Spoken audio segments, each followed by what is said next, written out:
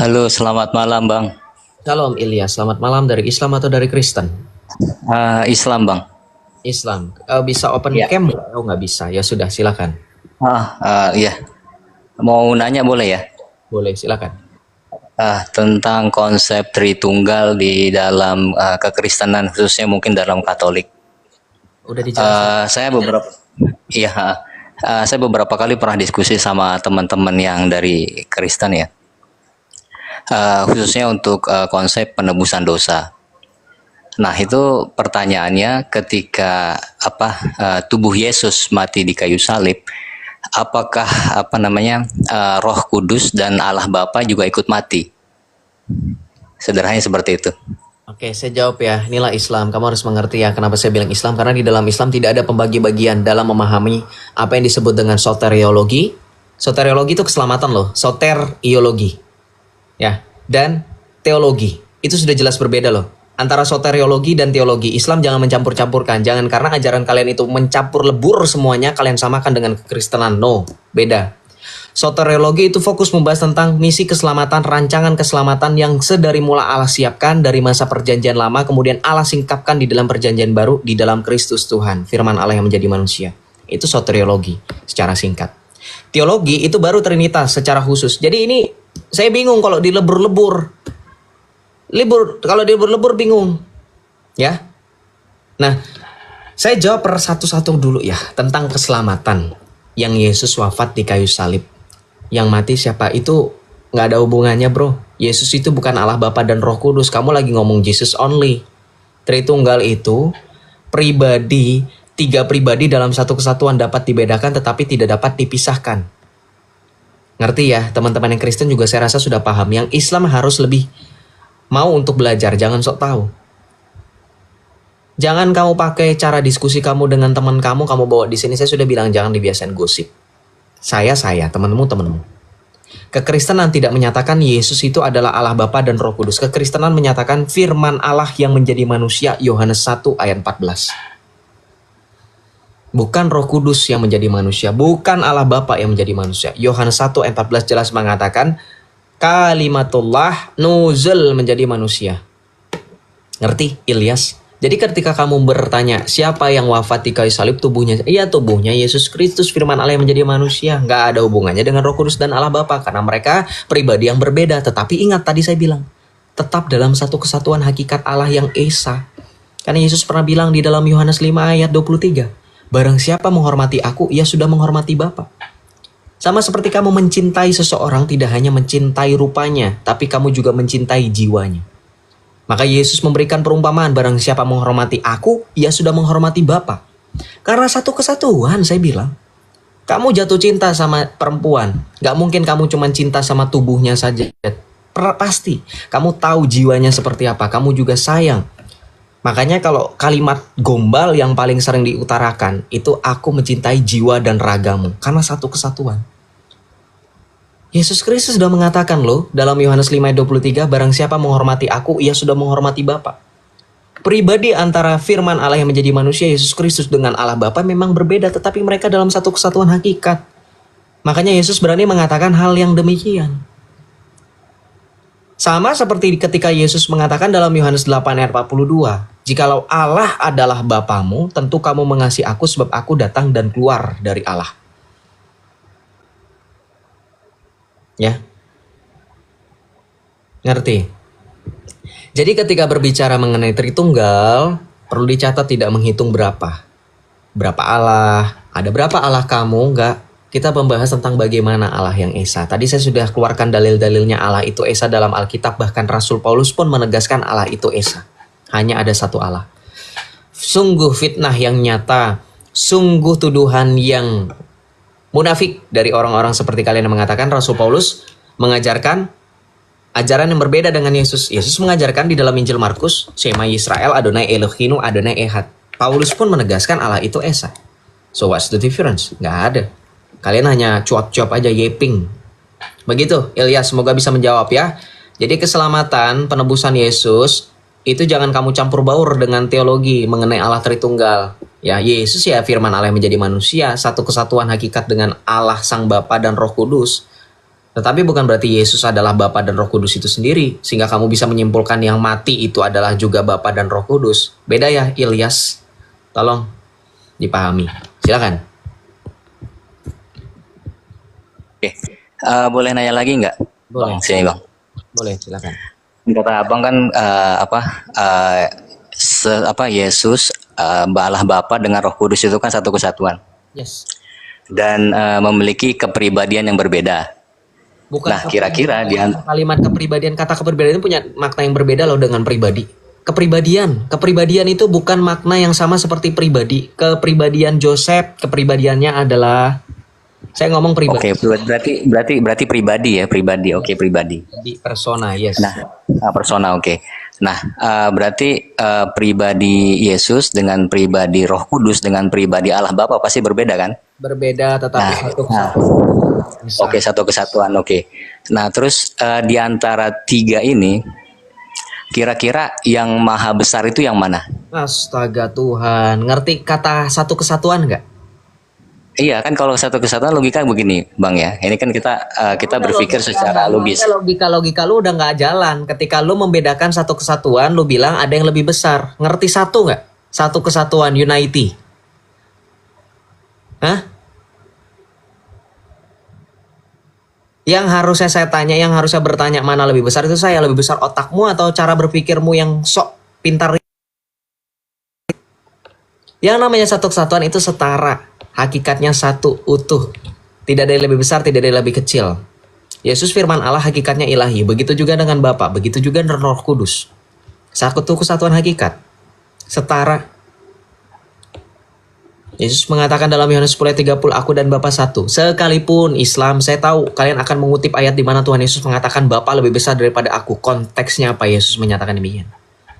Konteksnya di situ Yesus mau menyatakan bahwa dirinya tidak hanya sebatas ilahi, dia juga sepenuhnya Allah dan sepenuhnya manusia. Ingat tadi penjelasan saya di awal, Yesus mau menunjukkan bagaimana manusia yang sempurna, mencontohkan ketaatan kepada Bapa. Kan tadi sudah kata kuncinya. Kata kuncinya, kedatangan Yesus mau merubah kita yang fana serupa dengan Dia yang mulia. Dengan bagaimana dia taat, dia tunduk. Maka di dalam Ibrani 1 jelas dikatakan, perikopnya, untuk waktu yang lebih singkat Yesus dibuat lebih rendah daripada malaikat-malaikat. Kamu baca di situ perikopnya. Jangan tiba-tiba senang, wih Yesus lebih rendah daripada malaikat. Akhirnya jujur, coba baca. 1 perikop. Akhirnya apa? Bapa memberikan kepadanya kemuliaan yang sama, jauh lebih tinggi daripada malaikat-malaikat. Makanya dikatakan para malaikat-malaikat Allah menyembah dia. Tuh, luar biasa kan? Iman kekristenan itu tidak seperti ajaranmu. Pakai ilmu instan tapi masih banyak yang acak adut. Kalau kamu paham secara komprehensif Alkitab, menjelaskan dari awal pemahaman soteriologi, tujuan kedatangan Yesus, kamu paham. Itu Ilyas, ya. Jadi kalau kamu tanya siapa yang lebih besar, nggak ada. Semuanya setara. Wong ketika Tuhan Yesus berbicara dalam Injil Yohanes bab 16, teman-teman tahu kan? Berbicara tentang perutusan Roh Kudus. Yesus pernah ngomong di dalam Yohanes 16 ayat 41. Coba saya buka Alkitab ya. Nih. Kita lihat dalam Injil Yohanes bab 16 ayat 15. Sorry, bukan ayat 41 ya, kejauhan. Yohanes 16 ayat 15. Kata Tuhan Yesus begini, segala sesuatu yang Bapa punya adalah aku punya. Sebab itu aku berkata, ia akan memberitakan kepadamu apa yang diterimanya daripadaku. Tuh, Yesus bilang demikian loh, apa yang Bapa punya, aku punya. Sama nggak? Kesatuan nggak? Itu berbicara tentang perutusan Roh Kudus. Filioque aprocedit, Roh Kudus diutus dari Bapa melalui Yesus Kristus.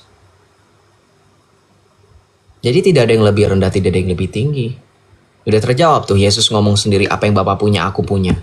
Silakan bro. Oke, thank you buat jawabannya Mas Bro. Ya. Nah, kemudian saya pengen tanya lagi nih. Mungkin itu konsep yang mungkin ya harus saya hargai lah dari Bang Joseph ya. Ya hanya terus, ya enggak, ya. Kemungkinan terjadi jikalau ada alternatif lain. Sorry ya, saya langsung cut. Yang kayak gini kita harus luruskan. Jadi teman-teman jangan punya pemahaman yang sama. Saya tanya sama teman-teman jujur. yang Kristen, yang Islam saya tanya. Berbicara kemungkinan itu artinya ada alternatif ada alternatif lain. Sekarang saya berbicara terus terang mengenai menunjukkan, membuktikan Allah Sang Bapa dengan Yesus Kristus Firman Allah dan Roh Kudus itu satu kesatuan, tidak yang lebih besar. Saya kasih jawaban mutlak, setara dengan adanya dalil. Sekarang kalau dibilang kemungkinan, ada nggak alternatif lain, ayat lain yang bisa membantah itu semua? Apa kamu memberikan alternatif? Nggak ada kan? Berarti bukan berbicara kemungkinan. Ini berbicara mutlak. Kan tadi, katakanlah kebenaran walaupun itu pahit. Ya terima. Karena kamu tidak mempunyai alternatif lain. Kamu tidak memberikan kepada kita jawaban alternatif lain yang membuktikan bahwa ternyata Yesus, Bapa dan Roh Kudus itu berbeda. Ada yang lebih rendah, ada yang lebih kecil, ada yang lebih besar, ada yang lebih pendek misalkan. Begitu. Ya. Jadi ini pentingnya dalam menyampaikan pendapat di muka umum, berbicara, teman-teman Islam yang perlu kalian tahu, jangan samakan ketika kalian beribadah di dalam masjid kalian. Berbeda. Di ruang publik, pada umumnya, ketika kalian berbicara, apapun yang kalian sampaikan, itu dimintai pertanggungjawaban. Kata per kata. Jangan disamakan, makanya jangan disamakan. Gak semua tempat itu masjid, guys. For your information. Ini TikTok namanya, bukan masjid. Ya. Yang paham. Yang gak paham, silahkan jungkir balik. Silahkan Ilyas. Oke, thank you buat jawabannya Mas Bro.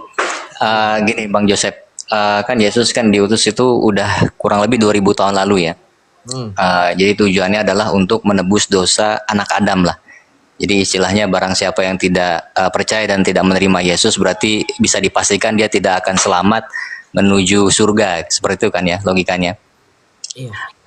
Kemudian bagaimana dengan umat-umat sebelum datangnya Yesus ke muka bumi gitu? Ketika misalnya dia tidak tahu tentang konsep penebusan dosa segala macam, kira-kira apakah dia masuk surga atau masuk neraka? Kata siapa? Umat-umat sebelumnya tidak tahu konsep penebusan dosa. Jangan skenario yang mungkin berangan-angan, no. Once again, I have to remind you that this is not a mosque. Ini bukan masjid. This is not your majelis ta'lim, di mana semuanya berisi kemungkinan, angan-angan, dan seterusnya. No. Ini ruangan Kristen. Kebenaran mutlak sejati, extra ecclesiam nulla salus. Kebenaran yang sudah ada dan dinyatakan kepada kita, yang dituliskan dan diberikan kepada kita melalui kesaksian para rasul, jangan kamu samakan seperti iman Islam. Penebusan Yesus itu sudah menjadi bayangan. Ibrani 10. Jelas dikatakan apa? Kristus adalah pernyataan, karena hukum Taurat adalah bayangan dari Dia yang akan datang. Bayangan. Hukum Taurat dikatakan bayangan.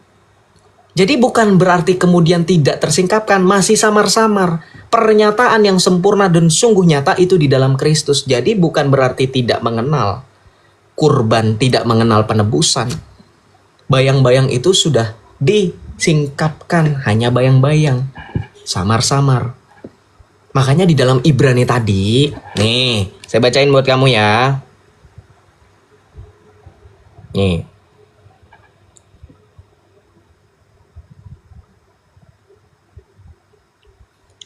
Kita baca Ibrani 10 ayat 1 ya kan? Tadi saya sudah bilang Ibrani 10 ayat 1 ya.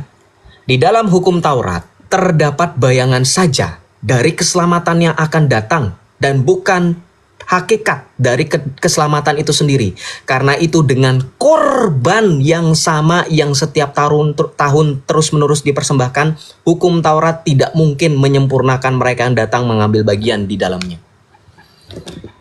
Makanya kesempurnaan dari hukum Taurat, penggenapan dari hukum Taurat itulah Kristus. Jadi nggak ada asumsi bahwa mereka tidak mengenal penebusan. Mereka sudah mengenal bayang-bayang itu. Nah, narasinya yang benar, kalau mereka masih hidup dalam bayang-bayang, lalu ketika Kristus datang mereka sudah tidak ada lagi di dunia, bagaimana nasib mereka? Jawabannya ada di dalam 1 Petrus 3 ayat 17 sampai dengan 19. Mari kita baca ya, dengarkan firman Tuhan Islam supaya kamu bisa juga mendengarkan keselamatan. Oke, kita baca 1 Petrus 3 ayat 18 ya. Sebab juga Kristus telah mati sekali untuk segala dosa kita. Ia yang benar untuk orang-orang yang tidak benar, supaya ia membawa kita kepada Allah. Ia yang telah dibunuh dalam keadaannya sebagai manusia, tetapi yang telah dibangkitkan menurut roh. Perhatikan ayat 19. Dan di dalam roh itu juga ia pergi memberitakan Injil kepada roh-roh yang di dalam penjara. yaitu kepada roh-roh mereka yang dahulu pada waktu Nuh tidak taat kepada Allah, ketika Allah tetap menanti dengan sabar. Waktu Nuh sedang mempersiapkan bahteranya, di mana hanya sedikit, yaitu 8 orang yang diselamatkan oleh air bah itu. Juga kamu sekarang diselamatkan oleh kiasannya, yaitu baptisan. Maksudnya bukan untuk membersihkan kenajisan jasmani, melainkan untuk memohonkan hati nurani yang baik kepada Allah oleh kebangkitan Yesus Kristus. Tuh udah terjawab nasib orang-orang yang waktu Nuh, Yesus ternyata juga menyelamatkan mereka. Ketika di dalam pengakuan iman rasuli dikatakan di dalam kredo kami, di dalam syahadat kami, aku percaya, dikatakan apa? Yang wafat di kayu salib, turun ke tempat penantian. Turunnya Yesus itu memberitakan Injil, menyelamatkan jiwa-jiwa di dalam alam penantian. Jiwa-jiwa yang sebelum kedatangan Kristus berada di dalam tadi keadaan yang oleh Rasul Petrus sebagai penjara. Kenapa? Karena kita tahu situasi penjara. Orang-orang itu tidak akan mendekam selamanya. Mereka dapat dikeluarkan. Satu-satunya yang dapat mengeluarkan mereka adalah orang yang tidak terpenjara. Siapa? Yaitu Yesus Kristus. Makanya Yesus pernah bilang di dalam Yohanes 8, kebenaran itu akan memerdekakan kamu. Dan Yesus adalah yang memerdekakan mereka. Ya. Jadi kalau kamu tanya, jawabannya apa, itu sudah terjawab. Ya, Yesus turun ke alam penantian, ke tempat penantian, di mana jiwa-jiwa sebelum kedatangannya menanti, termasuk Adam, Hawa, Abraham, Nuh. Tadi kamu dengar kan? Oke, saya minta dijelasin lagi yang tentang bayang-bayang itu kayaknya masih samar gitu, masih mutasyabihat. Bisa diperjelas lagi nggak? Mungkin biar saya bisa paham gitu tentang umat yang sebelum datang ya, umat sebelum Yesus datang ke muka bumi. Kalau kamu bilang mutasyabihat, kamu tidak akan ngerti. Karena di dalam Islam mutasyabihat itu hanya Allah yang tahu. Apakah kamu Allah sehingga kamu harus maksa, kamu harus tahu? Kan nggak bisa. Bukan kan, katanya di alam, katanya kan Yesus masuk ke penjara. Nah penjara maksud saya? Bukan masalah narasinya, masalah diksi, pemilihan kata. Kamu pakai kata mutasyabihat. Mutasyabihat di dalam Islam itu hanya Allah yang tahu maknanya, betul nggak? Saya tanya.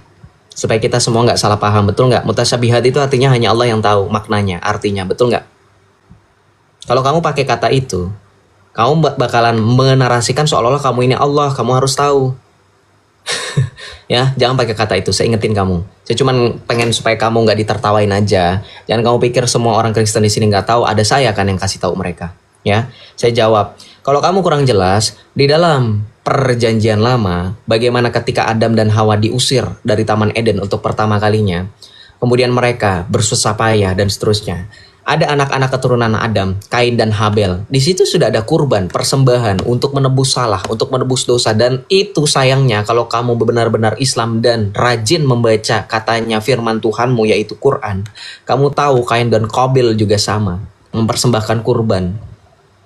Itu kurban yang tadi di dalam Ibrani 10 ayat 1. Karena hukum Taurat itu bayang-bayang dan bukan pernyataan yang sempurna, hanya bayang-bayang dari dia yang akan datang. Maka kurbannya dilakukan terus-menerus. Makanya Yesus datang di dalam dunia ketika malam perjamuan Tuhan. Dia mengangkat roti, mengucap syukur, memecah-mecahkannya dan berkata, inilah tubuhku yang diserahkan bagimu. Dan bagi banyak orang lakukanlah ini sebagai kenangan akan daku. Demikian juga dengan cara yang sama ia mengangkat cawan berisi anggur. Ia mengatakan inilah darahku yang ditumpahkan kepadamu. Dan bagi semua orang darah perjanjian baru dan kekal. Yesus mengatakan darah perjanjiannya kekal. Tubuh dan darah Kristus itu kekal yang mengantar kita kepada kehidupan yang kekal. Itu penggenapan hukum Taurat. Karena di hukum Taurat mereka tidak menikmati kehidupan kekal karena kurbannya dilakukan terus-menerus, berulang-ulang. Maka Kristus melakukan hanya sekali dan untuk selamanya. Itu kegenapannya. Kalau kamu baca dalam perjanjian lama kisah-kisah bangsa Israel, mereka mempersembahkan kurban terus berulang tiap tahun. Terus berulang. Kalau kamu Islam kan harusnya kamu paham. Ya itu loh yang dilakukan oleh kalian setiap tahun.